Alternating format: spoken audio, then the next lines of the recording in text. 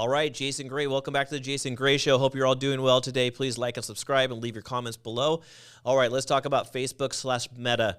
I like Facebook, but you can call it Meta, whatever you want to do. Up 18% after hours today. Wow, what a day. I mean, when do you hear stocks 18% up after hours? That's some pretty serious numbers. So why did this happen? Let's talk about some details. Let's talk about just sort of some things I'm sort of seeing. So first thing is, the biggest piece of news here is that they were buying back $40 billion of their stocks.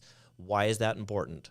When Facebook comes and buys $40 billion of their stocks, they take $40 billion worth of stocks off the market. So your shares that you have or you're holding on to becomes more valuable because there's less of them.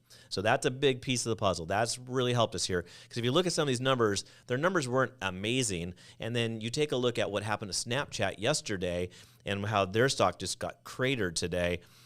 Everyone was super worried about the Meta numbers. And I think that was just like a whipsaw reaction to what happened with Snapchat yesterday, because everyone thought this was going to be a nightmare for Meta. Meta did really good. So let's talk about it. So ad revenue did beat, but the year-over-year numbers were down 4.2%.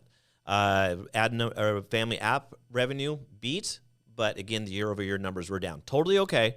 No big deal. Active users, 2.0 billion active users versus the projections of 1.98 billion active users. The monthly users went down just a little bit, but no big deal. They did make a huge miss on the EPS. I think it was supposed to be $2.22, and it came in at $1.76. Sorry, I misread that there. Some of the things that is helping them is, you probably saw in the news months leading up to this, is that they had a 13% reduction in the workforce. They've lowered their expenses a lot. Zuckerberg was dealing with that AI part of his business that was losing a ton of money. I don't know if they put a pause on it. I didn't read up if he made any comments about this after hours. Something to keep an eye out for is, his little AI project he's got going on.